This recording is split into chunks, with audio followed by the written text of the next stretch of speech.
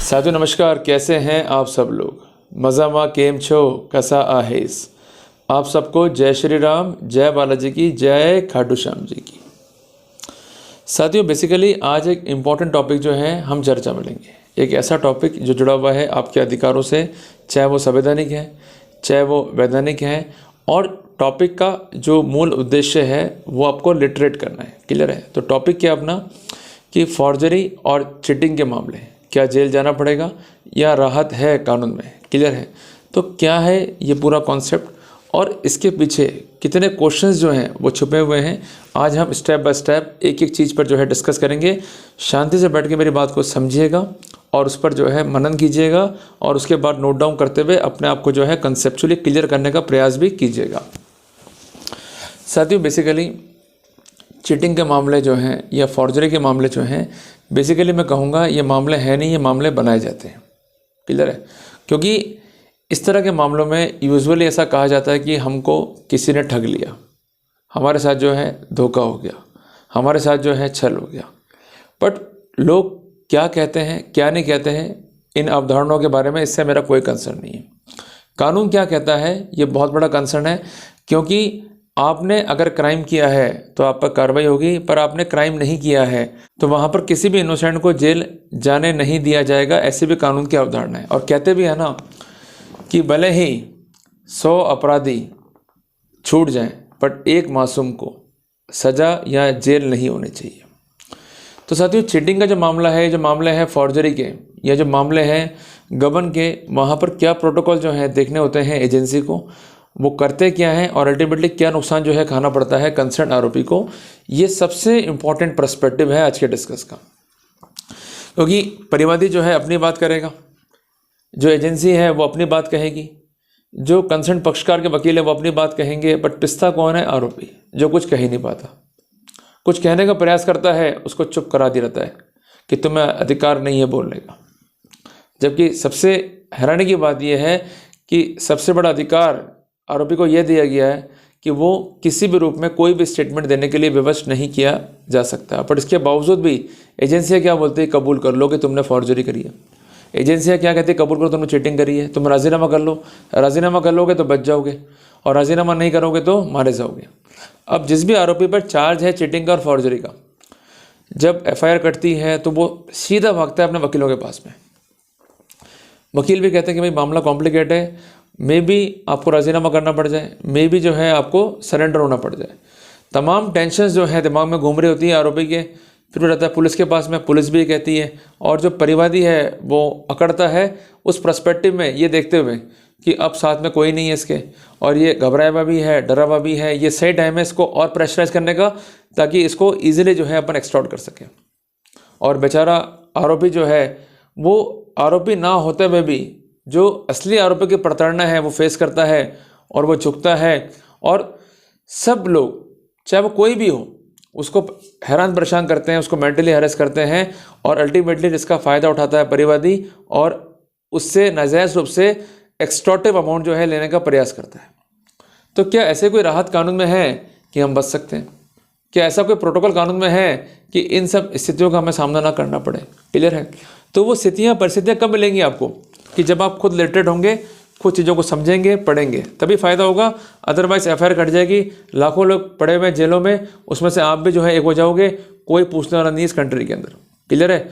आंसू खुद के खुद ही पहुँचने पड़ेंगे, खुद ही पढ़ना पड़ेगा, खुद ही वर्कआउट करना पड़ेगा। अगर आप ये सोच के बैठे हो कि कोई वकील इस देश का आपका भला कर सकता है, कोई नहीं कर सकता जब तक आप अपना भला खुद नहीं कर सकते। खुद भला करना पड़ेगा, खुद वर्कआउट करना पड़ेगा। वो आपको असिस्ट कर सकते हैं, पर भला खुद ही करना पड़ेगा खुद का। क्लियर है बात ये?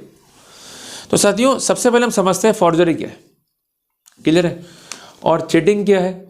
और अगर ऐसे मामले हैं जिसमें प्योरली जो है सिविल डिस्प्यूट है और उसको आपराधिक मामला बनाकर अल्टीमेटली कार्रवाई की गई है, तो वहाँ पर रेमेडी क्या लेनी है, कैसे लेनी है, और राइट्स कानून में क्या है हमारे, ये हम खुल के जो है चर्चा में आज जो है लेंगे और एक एक पॉइंट को जो है हम समझते हुए चलेंगे।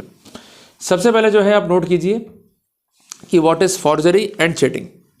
देखो, फॉर्जरी को जो है डिफाइन किया गया है नए कानून के सेक्शन 338 BNS में, जिसका बेसिक ऑब्जेक्ट क्या है? Making a forge document. बस, कुछ भी परिभाषा नहीं फॉर्जरी की। जहाँ पर दस्तावेज बना फर्जी वो फॉर्जरी है। अब मेकिंग ऑफ फॉल्स डॉक्यूमेंट क्या है, उसके लिए हमें आना पड़ेगा सेक्शन 335 BNS पे, जिसका अभिप्राय क्या है, a person is set to make a false document, कि किसी व्यक्ति को फॉल्स डॉक्यूमेंट बनाना कहा जाएगा यदि वो एक्ट कर रहा है डिसऑनेस्टली एंड फ्रॉडुलेंटली। इस बात को दिमाग में सेट कर लो, ये बेसिक एलिमेंट है चीटिंग के भी, ये बेसिक एलिमेंट है कंसेंट फॉर्जरी के भी, तो ये कॉमन एलिमेंट है, acting dishonestly and acting fraudulently. इसका अभिप्राय क्या है कि ऐसा दस्तावेज तैयार करना डिसऑनेस्टली एक्ट करते हुए जिसके तहत आपको तो हो जाए फ़ायदा, जिसको हम कहेंगे रॉन्गफुल गेन, और अगले को हो जाए नुकसान, जिसको हम कहेंगे रॉन्गफुल लॉस। क्लियर है? अगर ऐसा नहीं है तो वहाँ पर फॉर्जरी जो है अट्रैक्ट नहीं होगा, वहाँ पर चीटिंग अट्रैक्ट नहीं होगा। तो आपने एक्ट किया डिसऑनेस्टली, डॉक्यूमेंट जो है तैयार कर लिए, जिसके कई प्रकार हैं। पहला प्रकार है कि डॉक्यूमेंट को मेक करना, साइन करना, सील करना या करना एग्जीक्यूट, या किसी ऐसे पार्ट को करना एग्जीक्यूट जिसके तहत कोई राइट जो है क्रिएट हो सकते हैं उस कंसेंट डॉक्यूमेंट से। दूसरा है मेक और ट्रांसमिट एनी इलेक्ट्रॉनिक रिकॉर्ड और पार्ट ऑफ इट, किसी इलेक्ट्रॉनिक रिकॉर्ड को बनाना, उसको ट्रांसमिट करना। बट ये केसेस काफ़ी कम होते हैं। क्लॉज नंबर 1 के मामले जो हैं हमको अधिकांशतः देखने को जो है मिलेंगे फिलहाल अभी तो। इसके अलावा पार्ट नंबर C में है किसी इलेक्ट्रॉनिक रिकॉर्ड पर कोई नकली साइन जो है अफिक्स करना, ये भी कैटेगरी जो है हमको कम देखने को मिलती है, यूजुअली ऐसे केसेस अभी कम हैं। और चौथी कैटेगरी में है किसी ऐसे मार्क को जो है लगा देना जिससे डॉक्यूमेंट जो है हमको देखें ऑथेंटिकेट, जबकि वास्तव में वो डॉक्यूमेंट पर वो मार्क जो है फिट नहीं है क्योंकि वो मार्क ही फॉर्ज है। क्लियर है? पर ये केसेस भी जो है हमें कम दिखाई देंगे। तो क्लॉज नंबर A में जो मामले हैं कि डॉक्यूमेंट को बनाना, साइन करना, सील करना गलत सलत तरीके से, it is a case of forgery, ये अपन मोटा मोटा जो है मान के चलते हैं। दूसरा है what is case of cheating. Cheating था पहले सेक्शन 420 IPC में, अभी हो गया रिप्लेस सेक्शन 318 BNS से। सेक्शन 318 BNS को यदि आप देखेंगे तो उसमें सिंपल सी बातें लिखी गई है कि हुएवर, जो कोई भी डिसीव करता है मीन्स धोखा देने की नीयत से, या एक्ट करता है फ्रॉडुलेंटली, या एक्ट करता है डिसऑनेस्टली, जो मैंने आपको बताया अभी, जिसके कॉन्सिक्वेंस में वो इंड्यूस करता है किसी व्यक्ति को टू डिलीवर एनी प्रॉपर्टी और एनी वैल्यूएबल सिक्योरिटी, और वो किसी व्यक्ति को कंपेल करता है कि कोई व्यक्ति जो है उस कंसर्न प्रॉपर्टी को जो है विदहेल्ड कर सके या रिटेन कर सके या अपना डोमेन जो है उस पर एक्सरसाइज कर सके। और इन सब के पीछे उसकी जो मंशा है वो है to act dishonestly, to act fraudulently और to do the act of deceiving. तो ऐसे सिनेरियो में कंसर्न व्यक्ति जो है वो जिम्मेदार होगा। अगर इसको हम सामान्य तरीके से देखते हैं हम, तो basically it is a fraud. और फ्रॉड को कहाँ डिफाइन किया गया? सेक्शन 17 इंडियन कॉन्ट्रैक्ट में। मीन्स ऐसे फैक्ट्स को रखना जो आराम से जो है झूठे हैं। क्लियर है? और उस पर विश्वास करके अगले ने जो है मनी पार्टवेट कर दिया या प्रॉपर्टी पार्टवेट कर दी या किसी पोजीशन को जो है ऑथोराइज कर दिया। ये मोटी मोटी बात है।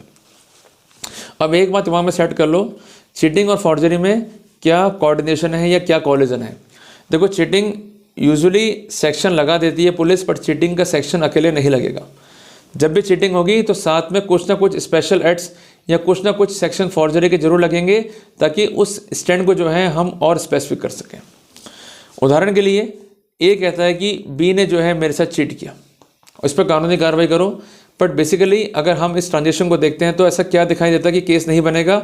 ए ने बी को उधार दिए और वो पैसे बी खा गया, तो ये सिविल डिस्प्यूट है, यहाँ पर चीटिंग नहीं बनेगी। क्लियर है?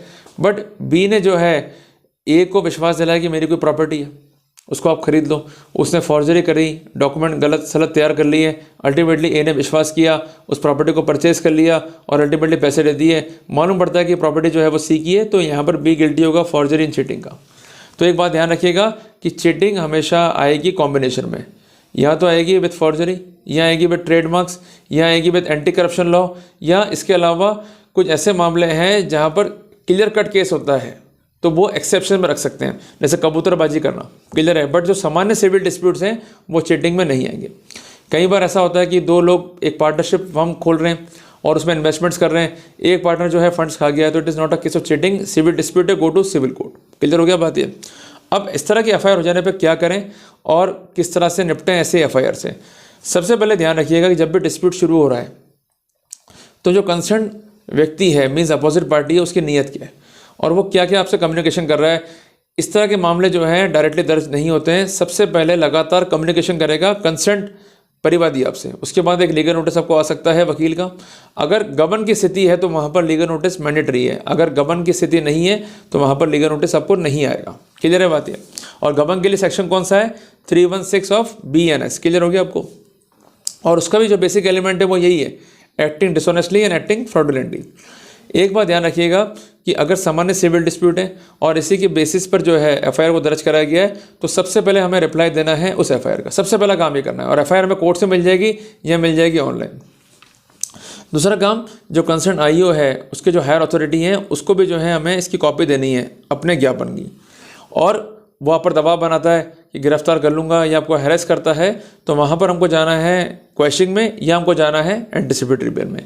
और कोर्ट को पूरा कन्वे करना है कि किस तरह से मामला नहीं बनता है। और दोनों ही स्थिति में, चाहे मूव करें एंटीसिपेटरी चाहे मूव करें क्वेश्चनिंग, आपको राहत मिल जाएगी। बट यूजुअली एडवाइस क्या होता है कि दोनों रेमेडी को एक साथ अवेल करना है। क्लियर है। कई लोगों को राहत मिलती है क्वेश्चनिंग में, कईयों को राहत मिलती है एंटीसिपेटरी में, क्योंकि क्वेश्चनिंग में कई बार कोर्ट जो है एक ऑर्डर पास करता है, इसको हम कहते हैं नो कॉर्स ऑफ एक्शन, तो उससे बड़ी राहत जो है मिल जाती है। और अगर मामला एंटीसिपेटरी का है तो वहाँ पर कई बार कोर्ट इंटरिम देता है, कई बार कोर्ट 41A CRPC के लिए जो अब हो गया धारा 35 सब क्लॉज 3 BNSS, उसके लिए भी जो है डायरेक्शन दे सकता है। क्लियर है। तो ये राहत है कानून में जो हमको मिल सकती है। चौथी बात है कि जब हम जा रहे हैं क्वेश्चन के लिए, तो एक बात का ध्यान रखिएगा कि आपको केस का करना है प्रॉपर ब्रीफ। अगर प्रॉपर ब्रीफ आप नहीं कर रहे हैं, मींस आप जब भी पिटिशन लिख रहे हैं एंटीसिपेटरी की या क्वेश्चन की, सबसे पहले आएगा FIR क्या, दूसरी बात इसमें क्या फैक्ट्स फॉल्स हैं, तीसरी बात उन पर आपका स्टैंड क्या है, जवाब क्या है, चौथी बात इल मोटिव क्या है कंसर्न परिवादी का, पांचवी बात पुलिस का अब्यूज़ क्या है, छठी बात रेमेडीज आप क्या रहते हैं। अगर इस तरह ड्राफ्टिंग आप करेंगे तो वहाँ पर आपको राहत मिलने की स्थिति रहेगी। जनरल ड्राफ्टिंग आप कर देंगे, वहाँ मजा अपने को नहीं आएगा। तो be segmental despite of being a casual in pleading. Clear है। और इसके अलावा आप जोड़ दीजिए मीडिएशन के ऊपर अगर आप जा रहे हैं एंटीसिपेटरी में या क्वेश्चन के अंदर। और एक बात ध्यान रखिएगा, अगर कोर्ट रेफर करता है मीडिएशन में, तो आपका डॉक्यूमेंट जो है प्रोस्पेक्टिव कॉम्प्रोमाइज़ का या प्रोस्पेक्टिव सबमिशंस का वो रेडी रहना चाहिए। आप कोई काम अगर मौखिक करेंगे और मौखिक बोलते रहेंगे, कोई आपकी नहीं सुनेगा। Your content must be on record. साथियों, एक छोटा सा एग्जांपल लेते हैं कि दो डॉक्टर थे, उनके बीच युद्ध हो गया किसी मशीन की परचेस को लेके। तो बेसिकली सिविल डिस्प्यूट था, बट एक डॉक्टर ने जो है उस मामले में FIR कटा दी। मामला हाईकोर्ट तक गया और इलाहाबाद हाईकोर्ट ने उसमें ऑर्डर पास की है नो कॉर्स ऑफ एक्शन की। क्लियर है बात ये। तो ये एग्जांपल्स जो हैं हमें सिखाते हैं कि अगर मामले दर्ज हो भी गए हैं तो इसका मतलब ये नहीं कि हमें फांसी लग गई या हम मारे जाएंगे। अगर मामला दर्ज है तो आपको पूरा अधिकार है डिफेंड करने का, पूरा अधिकार है अपना पक्ष रखने का। बट पक्ष रखने का मतलब ये नहीं कि जो मन में आए वो बोले जाएंगे।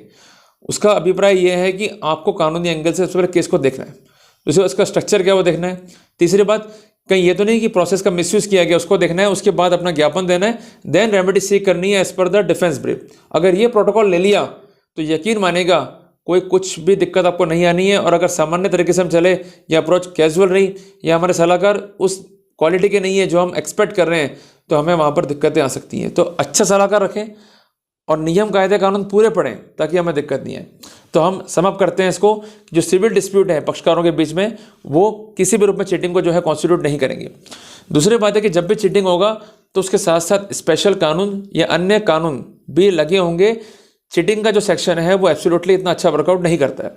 तीसरी इंपॉर्टेंट बात है कि चीटिंग का सेक्शन इंडिविजुअली तभी वर्कआउट करेगा जब मामला कबूतरबाजी का है। क्लियर है। अदरवाइज जो सिविल डिस्प्यूट है they are not with the preview of criminal law. अगर उन मामलों में FIR कटती भी है तो ऐसे कई मैटर आए सुप्रीम कोर्ट के, हाई कोर्ट के, जहां पर FIR कोएज भी हुई है। और रिसेंट केस हम देखते हैं वो है दीपक गाबा का मामला। तो इसलिए बार बार मैं कह रहा हूँ कि इस तरह के मामलों में अगर प्रोटोकॉल ले लोगे तो वहाँ बच जाओगे और नहीं लोगे तो मारे जाओगे। एक बात ध्यान रखना कि फेयर इन्वेस्टिगेशन आपका अधिकार है और इसके अलावा ज्ञापन देना भी आपका अधिकार है और उससे कंसिडर करने की ड्यूटी जो है कंसर्न IO की है। अगर वो नहीं कर रहे हैं, आपके राइट्स को वायलेट कर रहे हैं, तो वहाँ रेमेडी आपको मिल जाएगी। पर आपका स्टैंड क्लियर होना चाहिए, स्टैंड को बार बार चेंज नहीं करना है। अगर आप ऐसा करेंगे तो आपके विरोधी जो है एडवर्स प्रिजम्पशन जाएगा। क्लियर हो गया बैठ के। तो ये सामान्य जानकारी है जिसको स्पेसिफिक वे में आप वर्कआउट करके अपने ही लिटिगेशन में राहत ले सकते हैं। But you have to pin point in your approach zigzag मत करें, अप्रोच पिन पॉइंट करें। क्लियर हो गया आपको। तो मैंने एग्जाम्पल्स के जरिए जो प्रोटोकॉल कानून का उसके जरिए सामान्य एंगल से आपको समझाने का और पढ़ाने का जो है प्रयास किया। तो be updated and be alert if you are having a legal litigation against you. साथियों, जल्दी मिलते हैं अपन एक नए टॉपिक के साथ। टिल देन, जय हिंद, जय भारत।